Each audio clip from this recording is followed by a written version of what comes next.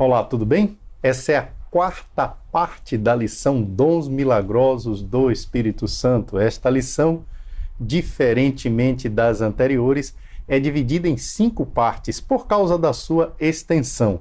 Algumas lições do curso Deixa a Bíblia Falar foram divididas em 2 partes, apenas uma em uma única parte, a maioria em 3 partes, mas devido à extensão desta lição, Dons Milagrosos do Espírito Santo, ela ocupa o que seria o espaço de 2 aulas no módulo 5, então é dividida em 5 partes. Esta é a quarta parte da lição e na terceira parte nós vimos as orientações bíblicas acerca do uso e significado dos dons milagrosos. Nós vimos, de acordo com 1 Coríntios capítulo 3, versículo 1 a 3, que ter os dons milagrosos do Espírito Santo não é a mesma coisa que ser espiritualmente maduro. Nós também vimos em 1 Coríntios capítulo 12, versículos 4 a 11 e 28 a 30, que nem todos precisavam obrigatoriamente possuir dons milagrosos e os que possuíam não possuíam os mesmos dons que os outros. Também vimos que o dom de línguas do Espírito eram idiomas, de acordo com Atos 2, versículo 8 a 11. A palavra língua em Atos 2, versículo 4 é glossa, que significa o idioma de um povo ou nação. Nós vimos que o uso dos dons no culto, de acordo com as orientações do apóstolo Paulo, na primeira epístola aos Coríntios, capítulo 14, versículos 26 a 33, depois versículo 40, o uso dos dons no culto precisava ser feito de uma forma organizada e decente ou apropriada, não deviam todos falarem ao mesmo tempo, mas um após o outro, e no caso do dom de línguas, era necessário haver tradutor ou intérprete. Vimos que Paulo disse no capítulo 14, versículo 32, que o Espírito não age independente de nosso controle e fez uma advertência no versículo 37 e 38, dizendo: esses são mandamentos de Deus, e se alguém ignorar, será ignorado. E por fim, no capítulo 13, nós vimos Paulo dizer que o maior de todos os dons é o amor, e esse dom é permanente. Os outros dons, como de língua, profecia, milagrosa, eles cessariam, chegariam ao fim. Vejamos agora características comuns dos milagres e sinais na Bíblia. Como você classificaria estes acontecimentos? Uma pessoa muito doente melhora e fica boa. Seria um milagre? Uma pessoa é impedida de embarcar no último momento em um avião que depois cai e mata a todos. Seria um milagre?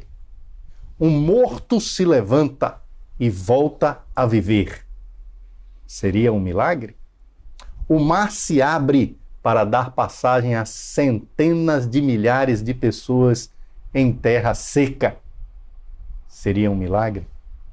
Um milagre não é somente um acontecimento anormal. Um milagre é uma coisa extraordinária que vai além de qualquer poder humano para realizá-lo ou até mesmo explicá-lo. O milagre é um acontecimento sobrenatural. É necessário ser claro neste ponto, porque às vezes usamos a palavra milagre para explicar o fato de estarmos maravilhados. E aí nós dizemos que foi um milagre o time ganhar o jogo. Quando um aluno que não estudou tira a nota máxima na escola, ele mesmo diz que foi um milagre. Mas o que é um milagre? Vamos falar sobre os milagres realizados por Jesus e pelos apóstolos no primeiro século. Esses milagres possuíam características comuns, marcas, milagres cuja fonte de poder era Deus. Em primeiro lugar, os milagres foram sempre algo além da capacidade e recursos humanos para realizá-los. Ou seja, milagre é algo impossível aos homens. O Novo Testamento menciona a cura de casos extremos. Jesus colocou no lugar uma orelha decepada por uma espada, e ela voltou a ficar como a outra, perfeita. Jesus ressuscitou um morto que já cheirava mal, no Evangelho de João, capítulo 11, que foi Lázaro. Os milagres de Cristo e dos apóstolos foram milagres que contrariaram as leis da natureza. Jesus acalmou tempestades. Podemos ver um exemplo disso em Mateus capítulo 8, versículo 22 a 27. Jesus andou por sobre as águas. Marcos capítulo 6, versículos 45 a 52. Jesus transformou água em vinho. João capítulo 2, versículo 1 a 11. Jesus multiplicou pães e peixes. João capítulo 6, versículo 1 a 14. Jesus e os apóstolos ressuscitaram mortos, como a filha de Jairo, o filho da viúva de Naim, Lázaro, Dorcas, Eutico. O que Jesus e os apóstolos fizeram, nem mesmo nos dias de hoje, apesar de todos os avanços da medicina, da ciência e da tecnologia, pode ser repetido. Por isso, aqueles feitos, aquelas realizações são chamadas de milagres, porque é algo impossível aos homens. Um milagre ocorre quando Deus viola as leis da natureza para realizar algo em benefício de alguém. Primeira característica dos milagres na Bíblia: impossível aos homens. Segunda característica: instantâneo, que quer dizer acontecia na mesma hora. As curas no Novo Testamento eram instantâneas. Dá uma olhada comigo em alguns destes exemplos, começando com o Evangelho de Marcos, capítulo 1, versículo 42, onde nós lemos: imediatamente a lepra o deixou e foi purificado, na história da cura do leproso. Imediatamente, ou seja, na mesma hora. Não foi uma coisa que foi acontecendo pouco a pouco, como se ele fosse melhorando. Na mesma hora, ele ficou curado. Capítulo 2, versículo 11, a cura do paralítico. Eu lhe digo, levante-se, pegue a sua maca e vá para casa. Versículo 12, ele se levantou, pegou a maca e saiu à vista de todos, que atônitos glorificaram a Deus, dizendo: nunca vimos nada igual. O homem levantou e pegou a maca na mesma hora. Mateus, capítulo 8, versículo 13. Então Jesus disse ao centurião: vá, como você creu, assim lhe acontecerá. Na mesma hora o seu servo foi curado. O servo do centurião foi curado na mesma hora em que Jesus disse: vá. Instantâneo, acontecia na mesma hora. Lucas capítulo 8. Lucas capítulo 8, versículo 55. O espírito dela voltou e ela se levantou imediatamente. Então Jesus lhe ordenou que lhe dessem de comer. Aqui Jesus ressuscitou a menina que havia morrido e o espírito dela voltou quando ele deu a ordem: menina, levante-se, e ela se levantou imediatamente, que quer dizer na mesma hora. Atos capítulo 3, versículo 6 a 8, a cura de um aleijado, um paralítico, versículo 6 a 8, disse Pedro: não tenho prata nem ouro, mas o que tenho isto lhe dou, em nome de Jesus Cristo Nazareno, ande. Segurando-o pela mão direita, ajudou-o a levantar-se. Imediatamente os pés e os tornozelos do homem ficaram firmes. De um salto pôs-se de pé e começou a andar. Depois entrou com eles no pátio do templo, andando, saltando e louvando a Deus. De um salto se pôs de pé imediatamente. Os milagres no Novo Testamento tinham esta característica, esta marca: esta qualidade eram instantâneos. Além de ser impossível aos homens, aconteciam na mesma hora, e não algum tempo depois da ordem ter sido dada. Uma outra coisa, os milagres eram completos. Veja o caso desse homem aqui.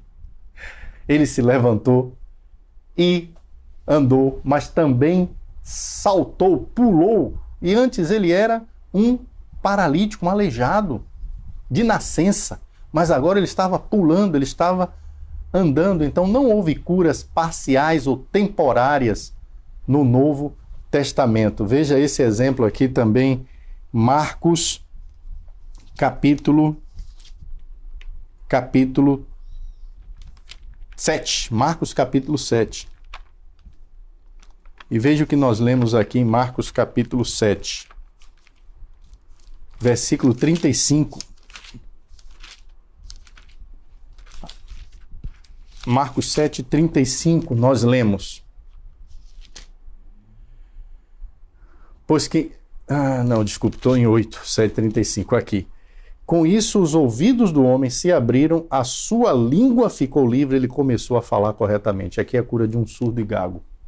E o que foi que aconteceu? Os ouvidos se abriram, a sua língua se soltou e ele começou a falar corretamente, não com dificuldade, não imperfeitamente, mas corretamente. Mateus capítulo 12, um outro exemplo. São alguns exemplos, mas você pode verificar todos os outros milagres feitos por Jesus e os apóstolos e os primeiros cristãos no primeiro século, e as características são sempre as mesmas. 12, 13. Então ele disse ao homem, estenda a mão. Ele a estendeu e ela foi restaurada e ficou boa como a outra. Os milagres eram completos, perfeitos.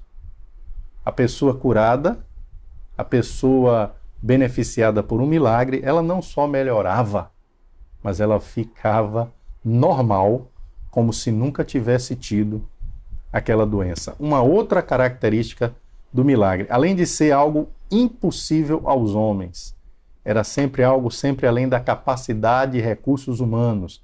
Além de ser instantâneo, que quer dizer acontecia na mesma hora, além de ser perfeito, completo, ele era muito evidente, que quer dizer inegável ou incontestável.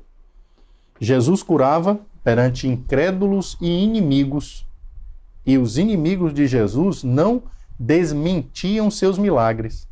Ele foi acusado falsamente, atacado frequentemente pelos judeus, mas ninguém nunca negou que ele tivesse feito milagres. Se os inimigos pudessem desmentir seus milagres, certamente teriam feito.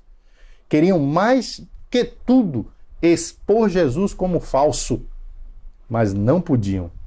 Quando ele ressuscitou Lázaro, os inimigos não podiam duvidar ou fazer o povo duvidar do que ele acabara de fazer, porque Lázaro estivera morto por vários dias e agora estava lá, andando vivo entre eles.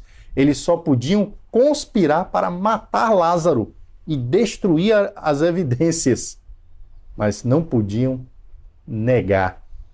Quando no dia de Pentecostes, Pedro falou de todos os sinais que Jesus tinha feito no meio de seus ouvintes, ninguém gritou, não foi assim não, ele não fez. Eles não podiam dizer isso. Pelo contrário, mais de 3.000 pessoas naquele dia aceitaram Jesus e foram batizados em nome dele para a remissão de pecados. Não há negação dos milagres no Novo Testamento. Veja João capítulo 11, na ocasião da ressurreição de Lázaro. João capítulo 11, versículo 47, onde nós lemos, então os chefes dos sacerdotes e os fariseus convocaram uma reunião no Sinédrio e disseram, o que estamos fazendo? Aí está esse homem realizando muitos sinais miraculosos.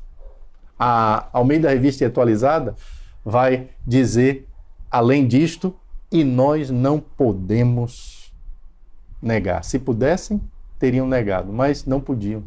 Então disseram, o que estamos fazendo? ele está realizando sinais. Esta era uma marca, uma característica dos milagres feitos por Jesus, eram inegáveis, não podiam ser negados ou contestados. Veja Atos 4, versículo 14, falando sobre a cura daquele homem aleijado, coxo, Atos 4, 14.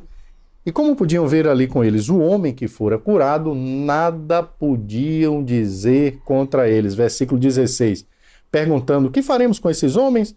Todos os que moram em Jerusalém sabem que eles realizaram um milagre notório que não podemos negar. Aliás, é esta frase que eu imaginava que estivesse lá em João 11, mas não está aqui em Atos 4,16. Não podemos negar. Não havia dúvida de que coisas sobrenaturais estavam acontecendo, porque esta é uma característica de um milagre. Se é um milagre, não haverá desconfiança, não haverá a possibilidade de explicar de outra forma. Se é um milagre, será evidente, será notório. Notório. Uma outra característica do milagre é que ele não, dos milagres realizados por Jesus e os apóstolos, não exigia reconhecimento do público, era despretensioso. Eles queriam abençoar e ajudar as pessoas. Veja Marcos, capítulo 1, por isso muitas vezes Jesus dava ordem aos curados para não contarem o que havia acontecido. Marcos, capítulo 1, versículo 44. Olhe, não conte isso na cura do leproso a ninguém, mas vá mostrar-se ao sacerdote e ofereça pela sua purificação os sacrifícios que Moisés ordenou para que sirva de testemunho. Não conte isso a ninguém. Marcos capítulo 5, versículo 43. Ele deu ordens expressas para que não dissessem nada a ninguém e mandou que dessem a ela alguma coisa para comer na ressurreição da menina. Os milagres operados por eles serviam a propósitos divinos, não a razões pessoais ou egoístas. Jesus nunca ficou rico fazendo milagres. O resultado do ministério de Jesus foi a pobreza, a rejeição e, finalmente, a morte. Era assim os milagres de Jesus e dos apóstolos. Agora, quando nós comparamos os milagres realizados por Jesus e os apóstolos pelos supostos milagres que os curandeiros, milagreiros, charlatões dizem que estão fazendo, nós vemos uma diferença extrema. Extrema. Os milagres eram algo além da capacidade e recursos humanos, impossível aos homens. Não estamos vendo curandeiros fazer andar aleijados de nascença, fazer ver cegos de nascença, ressuscitar mortos de 4 dias. Não estamos vendo isso. Os milagres que Jesus e os apóstolos faziam eram instantâneos, aconteciam na mesma hora. Eu já pessoalmente presenciei supostos milagres onde se dizia que uma pessoa que estava na cadeira de rodas, não sabíamos se realmente a pessoa tinha um problema de saúde que a fizera estar na cadeira de roda e iria andar. E eu vi a pessoa levantar, tremendo, segurando e andando com dificuldade. E eu pensei, mas não era assim na Bíblia. A pessoa, como aquele coxo de Atos capítulo 3, começou a pular, a saltar. Os milagres, além de ser instantâneos, eram perfeitos, completos e muito evidente. Outro dia na internet, eu junto com os alunos do seminário estávamos vendo um exemplo de um suposto milagre onde alguém dizia que estava tirando um tumor da pessoa nas costas e levantava um pedaço de carne ensanguentado. E, bom,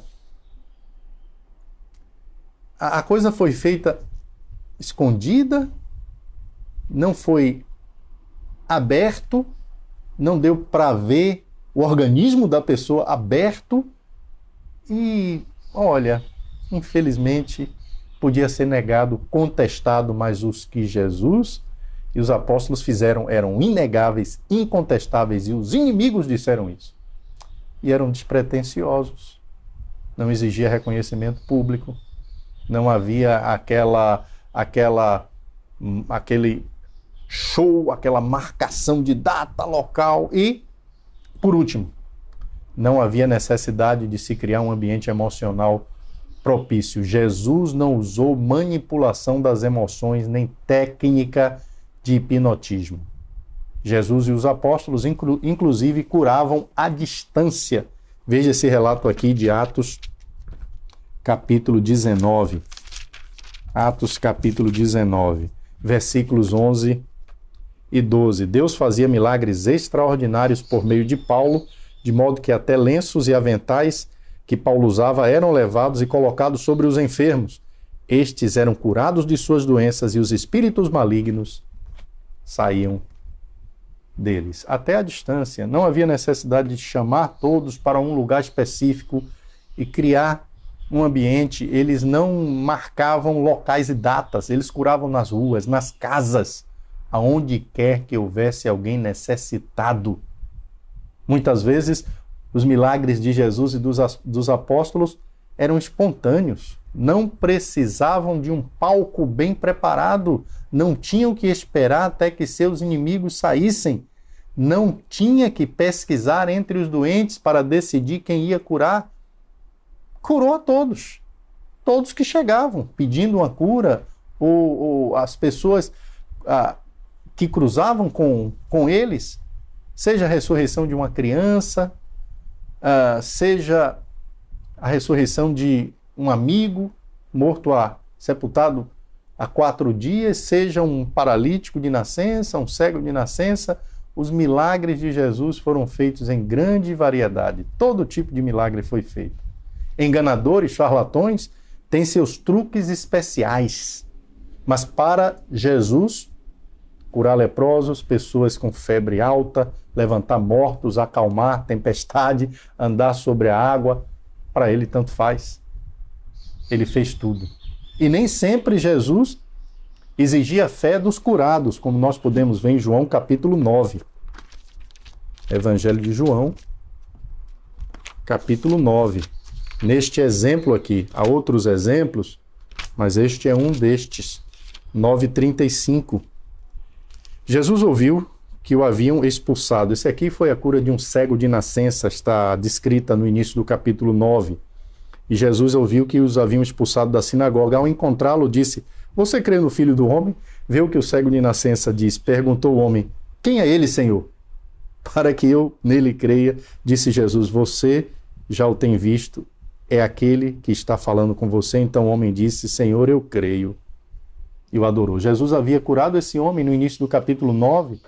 E aqui, a partir do versículo 35, o relato diz que ele não sabia quem era Jesus. Jesus, por exemplo, levantou mortos e o morto não pode ter fé.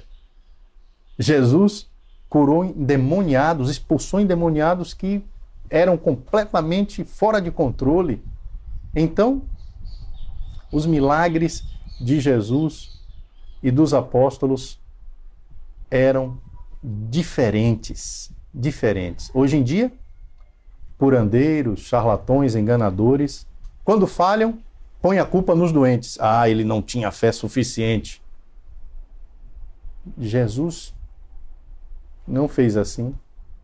Esses fatos mostram que no Novo Testamento também não se usava manipulação de emoções, hipnotismo, nem autossugestão, nem condicionamento mental, nem ambiente